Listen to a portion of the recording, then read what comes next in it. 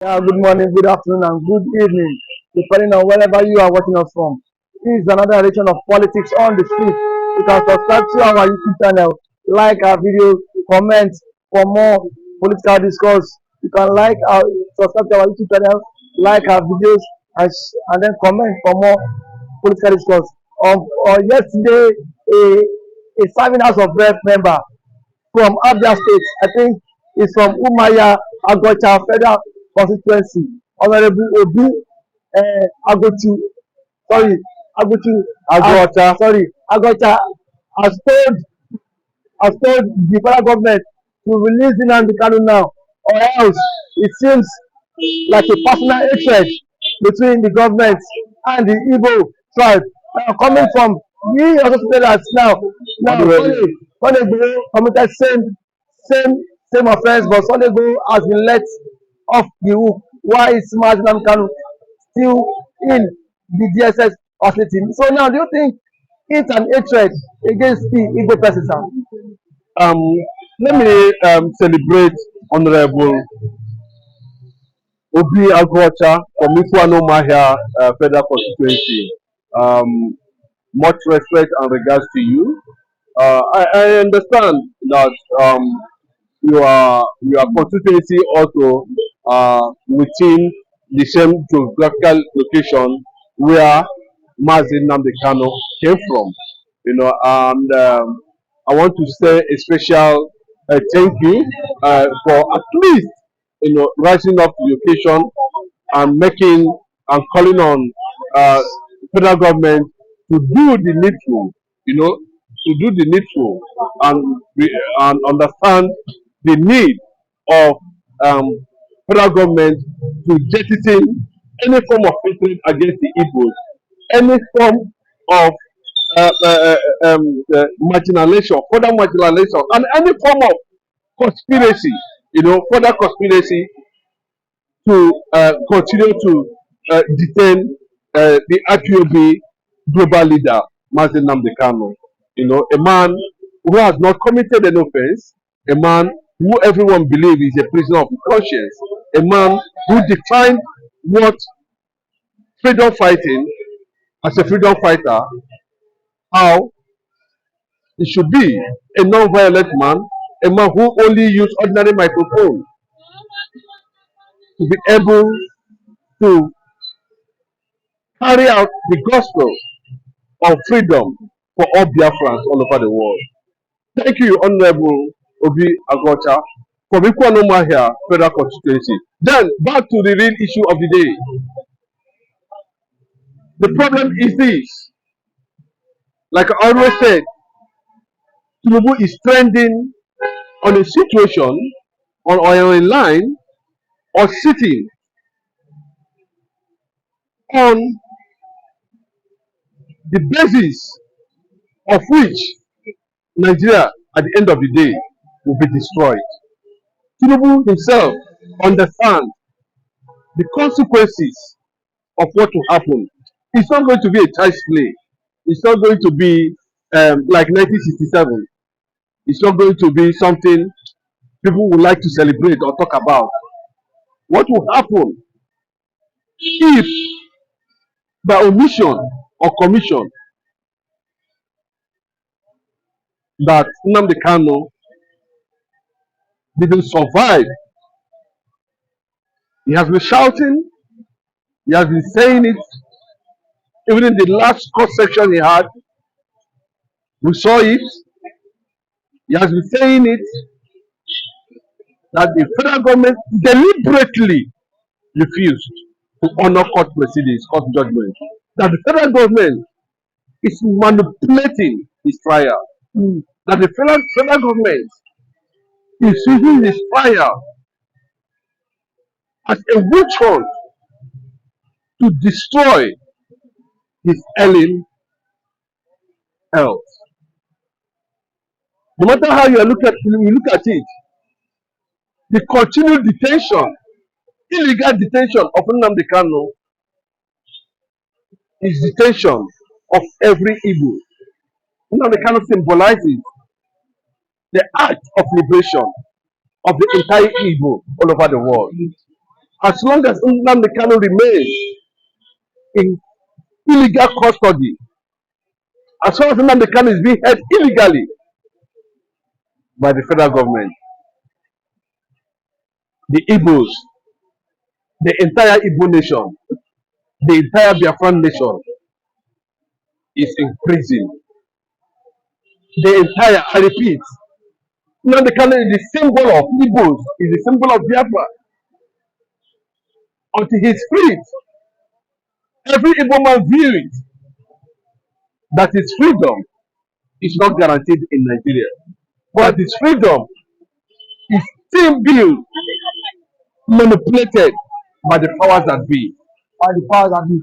But most person thought that ever President Tinubu became the president of Nigeria, that he shouldn't. Some persons warn him not to follow paths, the same path Buhari told. Some persons warned him to also believe in Nnamdi Kanu. Now the president will clock a year in office, and still there has been witch hunt against Mazi Nnamdi Kanu's trial.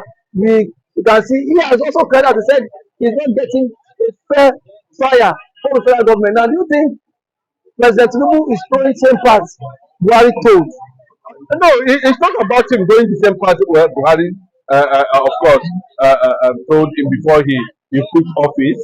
The fact remains is that there has been speculations that the North and Tinubu entered a certain agreement, and that agreement is binding, and that is why you can see the recent statement by one of the elders of Arewa Consultative Forum, insisting that the release of Nnamdi Kanu is a risk. The risk. Recently, about 2 weeks ago, yes, of course, it's a risk.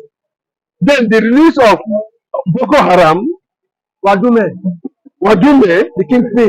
the kingpin of all killers of the killing squad in Nigeria. The man was even celebrated in his hometown. I saw the when Tinubu released him from custody. Same Tinubu and South Hana. So it tells you a lot of things. That Tinubu is ready to honor the agreement he entered. That's one of the agreements he entered with the Northerners, not to release Nnamdi Kanu. And you know, immediately he came in, there was issue of Sowore, that one was passed. There was issue of Kodibo, that one was also passed. But when it came to the on how Nnamdi Kanu, the fate of Nnamdi Kanu anyway, you know, he ordered for A fresh fire. the trial of all the court processes. That is the demise of the judiciary.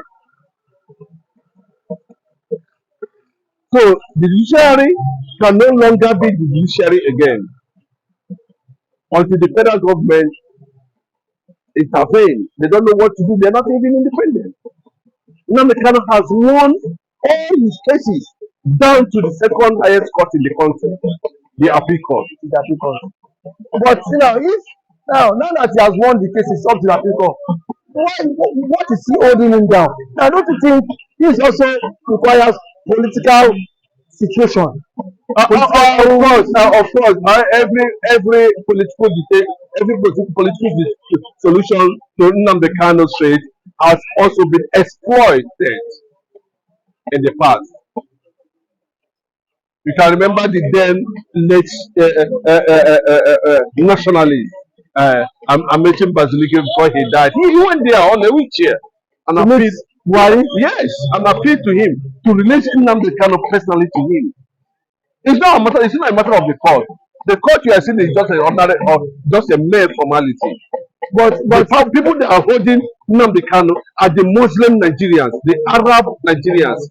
And of course, if I may ask you, ever since Tinubu as Murphy, have the Igbo leaders gone to meet him one-on-one and then talk to him to meet their something? Of course, now it was part of the negotiation that went on the ground, that went behind the scene, pray to the 2023 election, you know, and without being told, I don't think there was any northerner that went for Igbo, any southerner, any southwest person that went to Igbo before Igbo was released. I don't think that anybody spoke to Tinubu before so raise rights we are restored, you know. But it doesn't tell you that they are not in the same cadre with Nnamdi Kanu. All these people we know, but it's the same offense they committed. There's a difference between treason and there's difference between treasonable felony and when somebody is have that right of freedom of speech. Nnamdi Kanu only made statement. When you talk about treasonable felony, it has to be related with armed struggle. But how can you charge somebody? How can you say that somebody committed treasonable offense without the use of ammunition, without the use of military, without the use of arms, just by speaking a word? How does the word, the universal law, the natural law of which the law was built upon, reconcile that? So it's a bloody mistake that the federal government achieved. And people are watching the body language of Tinubu himself as regards the issue of Nnamdi Kanu. A lot of political leaders in this country, ethnic warlords, has come out on different occasions. But Edwin the Clark has made a statement. But they have been telling him, it's not a joke. Like, it's not going to be funny at the end of the day if Nnamdi Kanu is not released. And secondly, I look at what is happening now. When you could not to hold such a man down in custody, and of course you are breeding ground for more agitators, to emerge. And that's what we are seeing in some places now in the southwest.